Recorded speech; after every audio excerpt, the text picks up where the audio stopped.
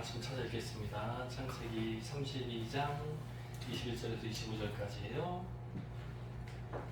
제가 수학을 읽고 말씀 전하겠습니다. 21절 그 예물은 그의 앞서 보내고 그는 무리 가운데서 밤을 지내다가 22절 밤에 일어나 두 아내와 두 여종과 11 아들을 인도하여 약복 나루를 건널세. 그들을 인도하여 시내를 건너가게 하며 그의 소유도 건너가게 하고 야곱은 홀로 남았더니 어떤 사람이 날이 새도록 야곱과 씨름하다가 자기가 야곱을 이기지 못함을 보고 그가 야곱의 허벅지 관절을 치매 그 허벅지 관절이 그 사람과 씨름할 때에 어긋났더라. 아멘. 오늘 말씀의 제목은요, 씨름 같은 기도라는 제목으로 함께 은혜 나눠보고자 합니다. 씨름, 수아 씨름 아시죠? 씨름 아시죠? 씨름 같은 기도. 네. 기도는 평상시 때는 어때요? 그냥 평범하게, 네, 그 예배 시간에 대표 기도하는 것처럼 평범하게, 그죠? 평범하게 늘 하듯이, 네, 그렇게 하면 돼요. 그런데 특별한 경우가 있어요. 특별한 기도는 언제 하죠? 여러분, 특별 기도 언제 해요? 어려울 때, 병났을 때, 사고 났을 때, 나 혼자 힘으로 해결 못할 때, 예, 그때는 특별히 더 간절한 마음이 담기는 것 같아요. 무슨 절기나 행사 때, 무슨 부활절 특별 기도회, 고난주간 특별 기도회, 이거 말고요. 그거는 다 같이 하라고 하니까 어쩔 수 없이 끌려가는 거잖아요. 그죠? 그걸 스스로 원해서 하는 게 아니니까. 이름은 특별 기도회라고 이름은 딱 붙여놓지만, 성도들의 마음속은 다 똑같아요. 해년마다 하는 거. 또 고난주간이 또 왔구나. 그때구나. 벌써 부활절이 가까웠구나. 그냥 하고 넘어갈걸요? 아닌가요? 좀 특별해? 고난주간이 좀 특별합니까, 그럼? 진짜? 글쎄요. 네, 사람마다 좀 다르겠지만 큰 차이는 없을 것 같아요. 마음에 간절함이 없을 것 같아요. 그런데 언제 간절해져요? 언제? 아플 때요. 병이 났을 때요. 더 심할 때 있어요. 언제 특별해져요? 나 말고 내가 사랑하는 사람이 아플 때요. 내 자녀들이 아플 때요. 내 부모님이 아플 때요. 네? 아내가 아프고 남편이 아플 때요. 네. 그러니까 모세도 그런 기도하지만 차라리 나한테 그런 생각들 많이 하잖아요. 네, 그런 비슷함이에요. 어떤 특별한 간절한 마음이 있을 때 좀 기도가 더 특별해지는 것 같아요. 더 깊어지는 것 같고, 네, 더 간절한 마음이 생기는 것 같습니다. 오전에 예배 때도 잠깐 소개를 드렸었는데 신학과 후배예요. 근데 이제 아버님이 병환이 나셔서 되게 힘든 시간을 지금 보내는 중이에요. 그러니까 이제 병명은 정확히는 모르겠는데 혈액암 같아요. 네, 혈액암 같아요. 그래서 지금 필요한 것이 혈장 수혈. 이제 수혈이 필요한 거예요. 이제 혈액형이 똑같아야 되고 이제 그 중에 이제 원심분리기 돌리면 혈장 있잖아요. 그 노란색 그거만 따로 뽑아가지고 수혈을 해야 되는 것 같아요. 그래서 빼서 돌려서 다시 집어넣어주고 이렇게 하잖아요. 그렇게 해야지 조금 더 뭐랄까 위험을 좀 줄인다고 하는 네? 부담을 좀 줄일 수 있는 그런 수혈을 하는 것 같아요. 그래서 그거 요청이 첫 번째로 왔고 그 다음에 헌혈한 증서 있으면 혹시 수술할 때 피가 부족할 때 좀 사용하는데 좀 여유를 가질 수 있는 것 같아요. 예, 그 헌혈한 증서 필요하다고 올라왔더라고요, 글이. 제가 오전에 설명드린 것처럼 저는 가지고 있는 게 없어서 제가 아는 친구가 그 헌혈을 아주 열심히 하는, 습관적으로 열심히 하는 친구가 있어요. 그래서 습관이랄까 좀 이상해요. 뭐 1년에 뭐 많이 할 때는 1년에 한 8번? 10번? 이렇게 매달 해요. 매달 그냥 밥 먹으면 가는 것처럼 늘 가요. 빵 먹고 싶으면 가서 줄 서서 수혈하고 빵 먹고 뭐 이렇게 하는 친구예요. 잘 해요. 근데 이제 그거를 좋은데 주변에 필요한 사람들한테 나눠줘서 사용하는 걸 듣고 알고 있어요. 물론 이걸 기억하고 있는데 몇 년 전이죠. 네, 코로나 이전에 예전에 만났을 때 얘기하다가 우연히 알게 됐어요. 그런데 이번에 이 신학과 후배 아버님 아프시다는 얘기 듣고 다른 사람보다 좀 여기는 이 헌혈증서를 좀 받으다가 보내주고 싶다는 생각이 났어요. 그래서 달라고 좀 요청을 해서 우편으로 받아서 우편으로 다시 보냈어요. 근데 이제 오전에도 제가 설명드렸지만 그 중간 과정에 제가 잠깐 쓰임 받은 것 뿐인데 흐뭇하더라고요. 마음이 흐뭇하더라고요. 근데 이 아버님을 도와주고 싶었던 이유가 뭐냐면 지금까지 평생 사시면서 굉장히 넉넉하게 부유하게 사셨어요. 그런데 그 재산 모은 거를 가난한 사람들, 무슨 복지관, 이웃돕기 뭐 이런 데 다 쓰셨어요. 수화가 적절치 않네요. 탕진이 아니고 이게 막 낭비해서 이렇게 한 게 아니고 다른 사람을 돕느라고 재산을 다 쾌척하셨어요. 막 기부를 많이 하셨어요. 그리고 정작 지금 본인이 아프신데 그 피 살 돈이 부족한 거예요. 그러니까 아주 부자면 그냥 돈 쓰면 되잖아요. 근데 지금 그 상황이 여의치 않은 거예요, 지금. 그리고 이 후배는 미국에 가서 공부하고 있는 중이고 그러니까 갑자기 들어오지도 못하고 상황이 좀 어려우니까 도와달라는 글을 쭉 올렸어요. 근데 이제 한국에서 전도사 목사로 있다가 나간 경우라서 여기서 그 모 교회라고 부르죠. 보통 어렸을 때부터 쭉 자라온 교회 성도분들하고 아는 사람 인맥들이 그 페이스북 글 올린 거에 댓글을 막 달았더라고요. 이제 내용 보니까 저도 하겠습니다, 저도 하겠습니다 이렇게 지원자가 좀 많아요. 그래서 중간에 댓글 보니까 여러분들이 은혜스럽게 도움 주시는 게 도착하고 있습니다 뭐 이렇게 있더라고요. 근데 저는 거기다 올리기 싫어서 그냥 개인으로 따로 연락을 해서 톡을 했어요. 그래서 받았고 보냈다 뭐 이렇게 했더니 어쨌든 이런 내용 봤을 때 좀 특별한 기도 시간인 것 같아요. 이 후배한테는 아버님이 좀 뭐랄까요, 집안의 기둥 같은 느낌? 늘 든든히 계셨는데 이제 아버님이 아프시고 좀 위험수에 가까우니까 다급하게 기도 제목을 올린 거예요. 그래서 지금 많은 사람들이 좀 마음을 모으고 있어요. 어떻게 될지는 모르지만 네, 어쨌든 아들 입장에서는 마지막까지 애써보는 것 같은 모습이 있어요. 그런 간절함이 좀 보이는 것 같아요. 우리가 일반적으로 기도할 때 그 페이스북에 글을 이렇게 읽어봐도 평상시 글하고 다급할 때 글하고 내용이 다르잖아요. 이렇게 읽어보면 알잖아요. 그 마음이 와닿잖아요. 네, 그런 거랑 비슷한 것 같아요. 야곱을 보십시오. 야곱의 상황이 어떻습니까? 어때요? 야곱. 지금 상황이 어떤 상황이죠? 자, 어렸을 때는 쌍둥이로 태어나서 부모님의 사랑 많이 받고 특별히 엄마 사랑을 많이 받고 자라요. 그죠? 근데 장자권의 욕심을 갖고 형을 속이기도 하고 아버지를 속이기도 하고 그래서 축복을 받아가지고 도망가게 되죠. 삼촌 집에. 거기서 결혼도 하고 애도 낳고 오늘 말씀의 내용 보니까 아내가 둘, 여종이 둘, 그러니까 지금 아내가 4명인 거예요. 사실 합쳐서. 그리고 아들이 11명.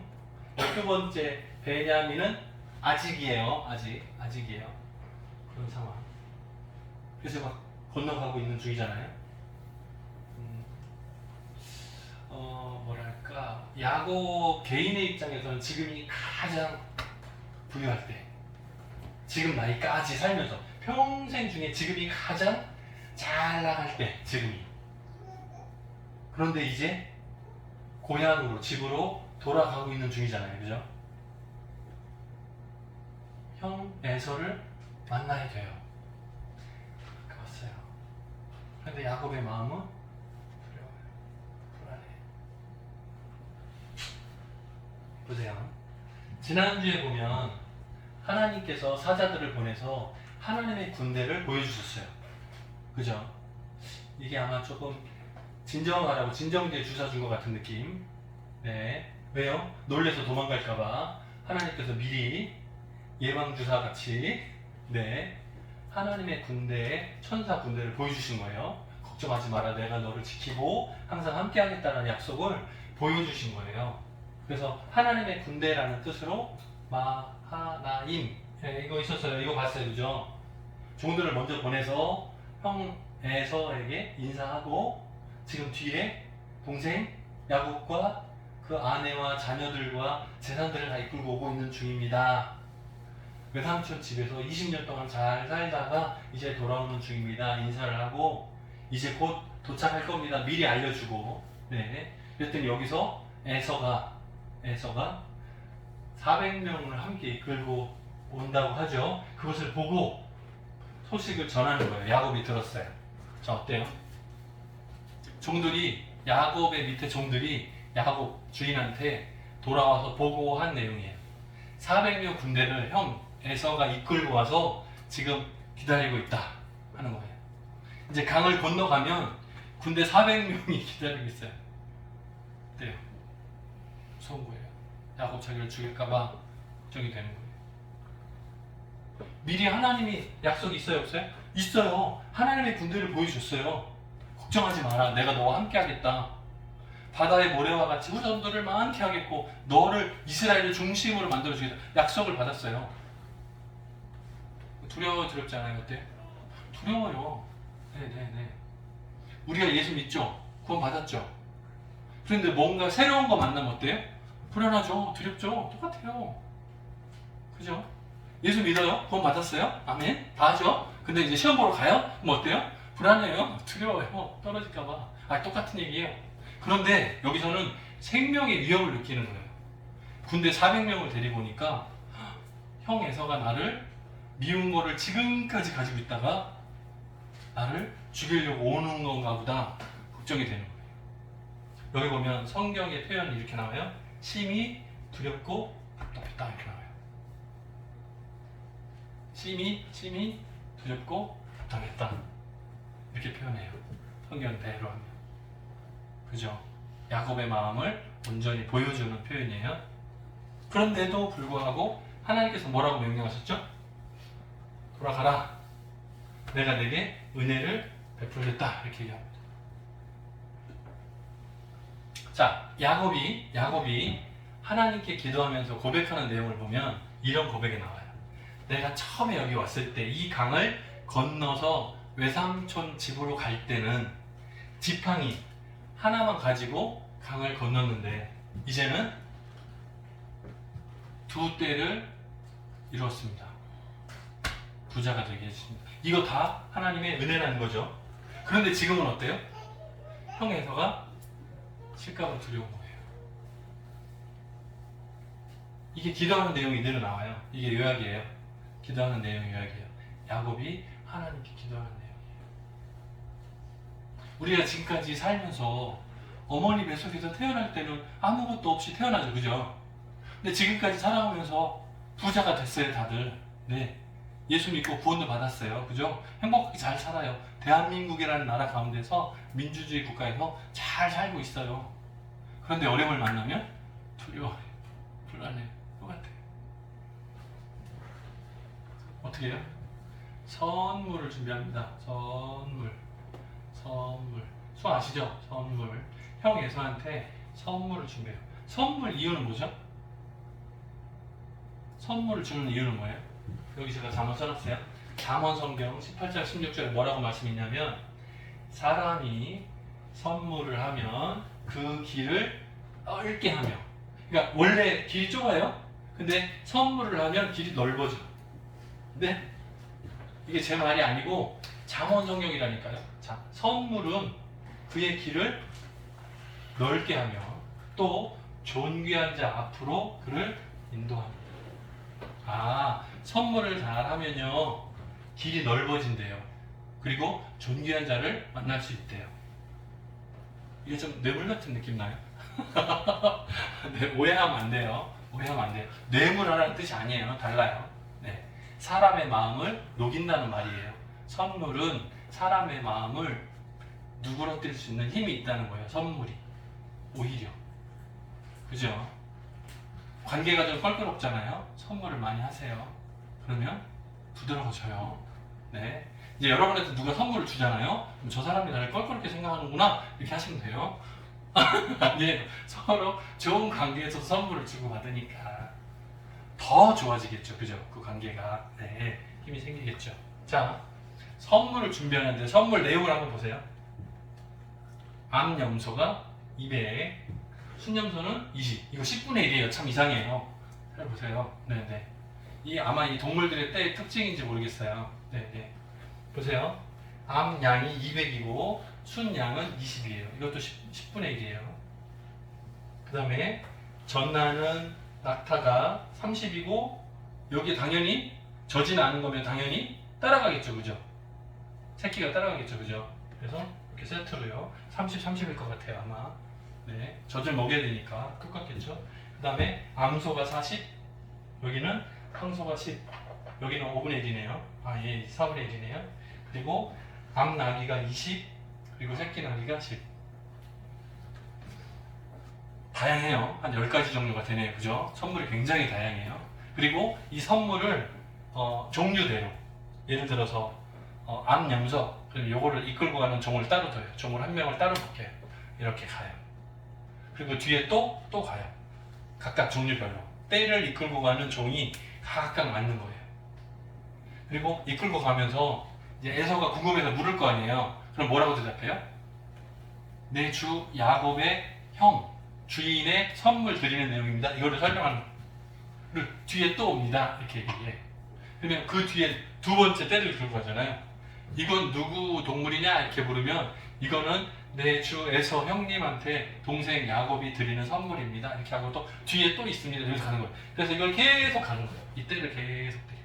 뭐라고요? 처음에 이만큼 받으면 예를 들면 처음에 염소, 암염소를 200 이렇게 딱 지나가면 선물입니다. 얘기하면 선물 보통 이렇게 아니에요. 근데 뒤에 또 있습니다. 그러면 또 있고 또 있고 또 있고 그러면 마음이 이렇게 올라갔다가 선물 이렇게 내려갈 거 아니에요. 그죠? 나중에 다 사라질 거 아니에요. 마음이 녹을 거 아니에요. 그죠? 그건 누구 생각? 야곱 생각. 선물도 한꺼번에 선물 딱 주면 그런데 할 수 있는데 조금씩 이렇게 주면 마음이 조금씩 누그러질 거다. 그런 기대를 가지고 야곱이 준비해서 보내는 거예요. 본인은 아직 선물을 먼저 보내는 거예요. 이 순서 한번 볼까요? 자, 선물을 먼저 보내고요. 그 다음에 두 아내, 그 다음에 두 여종, 그 다음에 11아들을 먼저 보내요. 본인은 왜? 심히 두렵고 답답해서 본인은 가지 못해. 들까봐. 지금 형 에서가 미워하는 건 누구예요? 아내들이에요? 자녀들? 조카인데요? 처음 보는데 못하잖아요. 그죠? 감정이 지금 쌓이는 건 누구예요? 누구? 야곱에게. 형 에서가 미워하고 감정이 쌓이는 거는 동생 야곱이란 말이에요.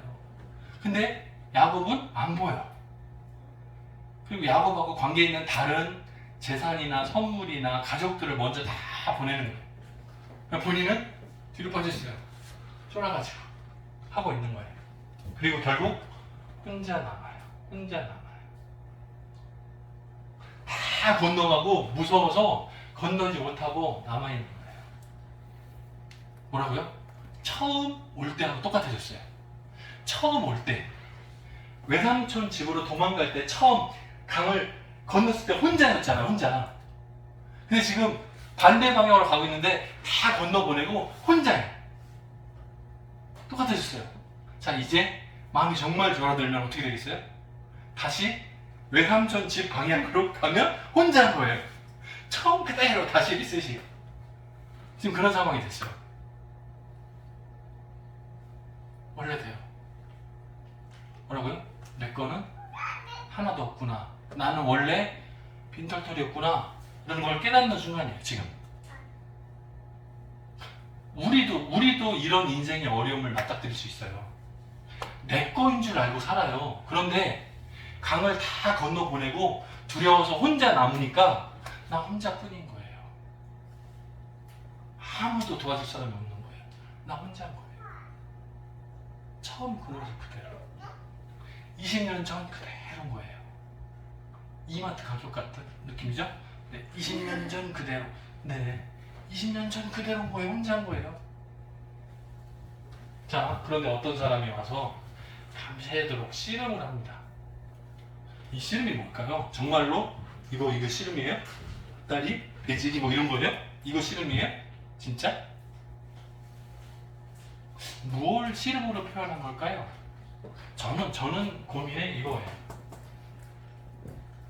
기도하는 시간이에요. 기도하는 시간. 씨름처럼 기도하는 거. 근데 그 기도가 씨름으로 표현된 거예요. 기도예요. 간절한 기도예요. 그 씨름은 곧 기도하고 똑같은 거예요. 나를 이 두려움을 해결해 달라는 기도예요. 혼자 가지 못하겠습니다. 아마 상상을 해보면 이 천사가 야곱을 가도 괜찮아, 가 하는 거예요. 가, 못 가요, 못 가요. 그 모습이에요. 그러니까 되게 웃긴 상황이에요, 이 상황이.